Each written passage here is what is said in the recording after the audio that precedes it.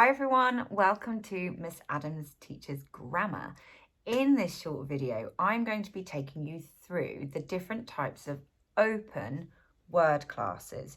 This is just to help you extend your kind of critical terminology toolbox so that when you're analysing literature or language, if you come across a word that you want to explore the connotations of, you'll be able to label it correctly. So this video is going to take you through nouns, adjectives, verbs and adverbs, and hopefully help you improve your analytical skills. So let's get started.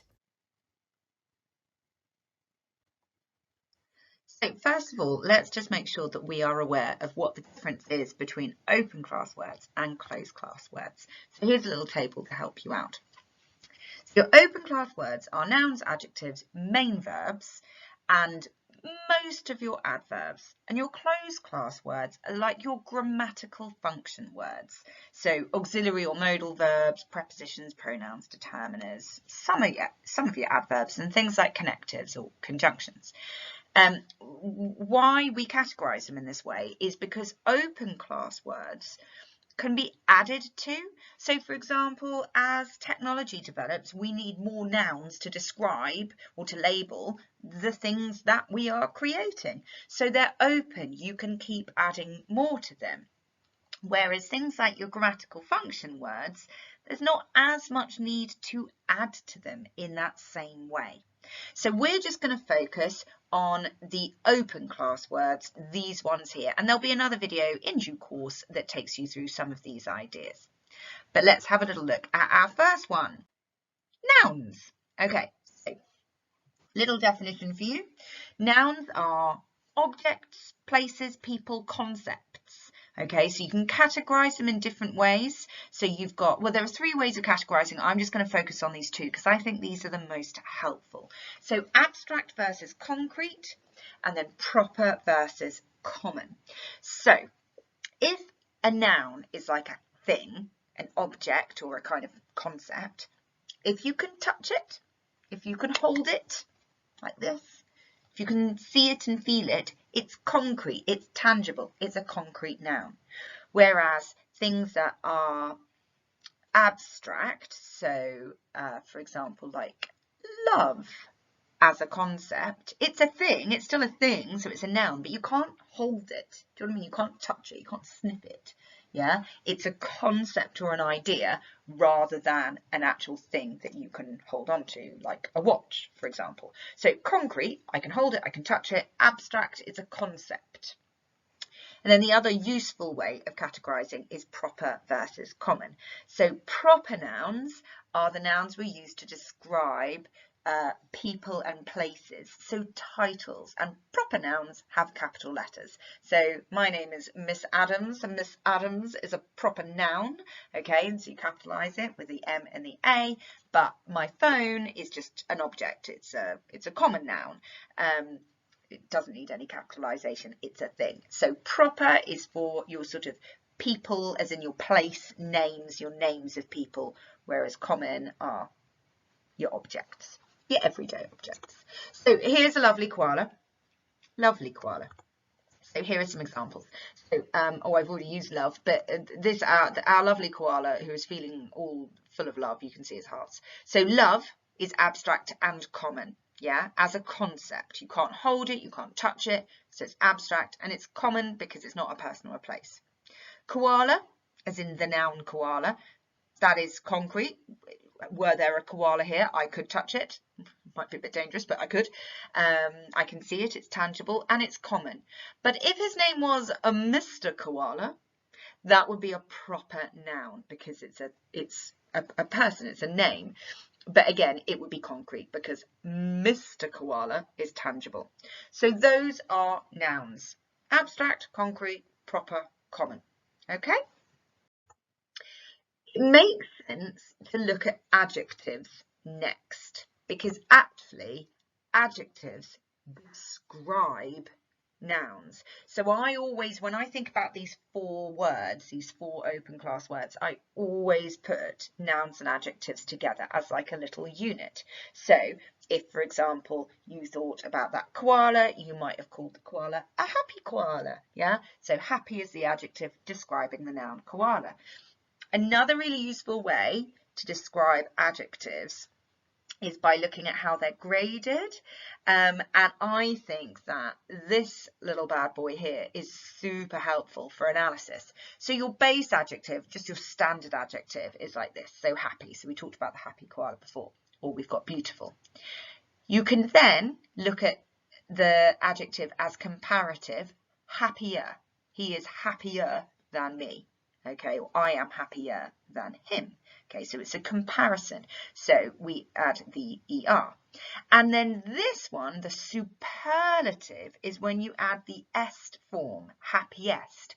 I am the happiest of all. Okay, so it's the top, it's the peak, it's the most. So when people use superlatives in writing, it's normally worth writing about. So it's very useful for analysis. But you'll notice here, in these cases, I've created the comparative and the superlative in a slightly different way. And that's because polysyllabic words, so words with more than one syllable, or more than two syllables in this case, you can't use the and est, because you can't say she is beautifuler than you. She is the beautifulest person I've ever seen. He is the beautifulest person. It doesn't work. So in this case, you use more or most. So if you've got an adjective that has, say, 3 syllables or more, and you want to create either the comparative or the superlative forms of the adjectives, just add more and most. So let's have a little look at this bad boy. So the sneaky chicken was plotting again. He really was the sneakiest of them all. So here is our adjective, sneaky. That's our base adjective. He looks quite sneaky. And then I'm using the superlative here. He really was the sneakiest of all. Okay, so adjective there, superlative. So nouns and adjectives go together. Happy with that? Okay, now we're going to look at main verbs. I'm specifying main verbs because I don't mean auxiliary verbs or modal verbs that, you know, where you put 2 verbs together. So I can dance. Dance is the main verb. Can is the grammatical one. Okay, so we're just talking about those main ones. So little definition. Verbs describe actions. Verbs describe states of being. Okay, you might have learned earlier on in life that a verb is a doing word, and that's a useful way of remembering, but it does really only encapsulate this bit, and it's important that we see this bit, the states of being, as well. So you can separate your main verbs into 2. There are other ways of doing this, but I think this is really helpful. Stative verbs and dynamic verbs. Okay, so your dynamic verbs are your actions. They're your doing words. They're your jump, sing, dance verbs. Stative verbs are states of being or conditions or feelings. So quite often when I'm looking at sentence structures with my student and I have a sentence on the board like I was hungry and I say, how many verbs? They go none, miss. Because they don't get that was is a verb, because it doesn't feel like a doing word, and it's because it's a stative verb. It's a conjugation of to be. Yeah, I am, or past tense, I was, he is, he was. Okay, so those ones that don't look like verbs because they're not active action verbs, it's because they're stative. So here's a lovely panda. The panda gasped in horror. So gasped here, this is our dynamic verb. It's something he's doing. Do you see what I mean? It's an action, so it's a dynamic verb. Whereas this one, he was in absolute despair and felt wretched. Poor panda. These are stative verbs because they're about expressing states of being or condition. So was is a verb. Okay, and obviously felt is as well. But this is, I think, the biggest one to take home with you, because when you're trying to decide whether something, for example, is a simple sentence or a minor sentence, when you're trying to analyze sentence structure, if you don't realize that was is a verb, you're going to make a mistake. So don't forget your stative verbs. Okay, last one is adverbs. Now, just as I said nouns and adjectives go together, I like to put verbs and adverbs together. And it's because they sound similar, because adverbs has verbs in it. Yeah, it's just got a little prefix of ad on the end. So that should help you remember. Now, little Owly here is also saying, don't they all end in ly? That's another little thing that you might have been told when you were younger. And a lot of adverbs do end in ly, but not all of them. So it's not a fail-safe, it's not a hard and fast test, okay? So adverbs do describe verbs, so how an action is being performed, okay? She spoke merrily, yeah? Speaking is the verb, merrily is the adverb. That's how she's doing it. But they can also describe adjectives, other adverbs, and even sentences. Now, if that bit blows your mind and you're like, what? Do I need this, Miss Adams? Just take away the fact that they describe verbs. Yeah, you can identify them, those ones, and maybe just don't worry about the other ones. But let me at least show you some working examples so that you can see. Here's a bee. The bee sang enthusiastically. Okay, this is your kind of most sort of like standard use, or the easiest to identify, I should say, because it's describing the verb. How did the bee sing? Ask the question. How did the bee sing? Enthusiastically. There's our adverb.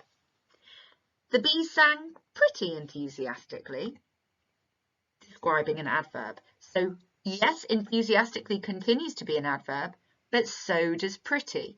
Pretty in this case not meaning, oh, she's lovely looking or he's lovely looking. It means quite a bit, yeah? So the bee sang pretty enthusiastically. There's our adverb. The bee was quite talented. Talented is the adjective. It's describing the bee, yeah? The bee's talented. So talent is the adjective, and this is modifying the adjective. So quite, in this case, is the adverb. And then last, but of course not least, clearly, okay, describes the sentence. Clearly the bee should enter bee. Oh God, I'm so cheesy. I'm so sorry. Clearly the bee should enter bee's got talent. Woof, sorry. It's describing the whole of the sentence. So 4 different ways of identifying adverbs.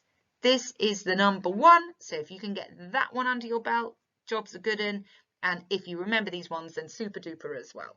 Okay.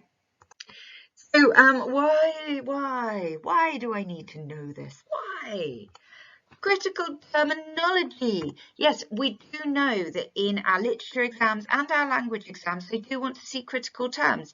And if you can't find metaphor, simile, alliteration, if you're really struggling to find devices and therefore use that kind of language, then this is how to help, because you can comment on the impact of particular words and phrases. And if you use the words like adverb, adjective, superlative adjective, abstract noun, then you are using critical terminology, so it boosts it.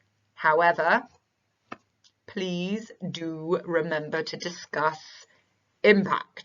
Yeah, it's all very well labeling something, but you're only going to get the mark if you can say what the effect is, what the impact is, how the reader or the audience feels because of that choice. Okay, so critical terminology, yes, tick, we need it, but always with impact. That's it from me. Thank you very much for watching. I hope that was clear. If you've got any questions, then do just drop me a line in the comments and I will help you out. Or if you've got any requests, pop it in the comments. That's no problem at all. Keep your eyes peeled for some stuff on identifying closed class words as well. If you haven't subscribed, please do so, because then you will see the videos coming up, whether that be more spelling, punctuation and grammar videos, or videos to help you with your actual exams themselves, language and literature texts. Otherwise, thank you so much for watching. Happy revising, happy grammar.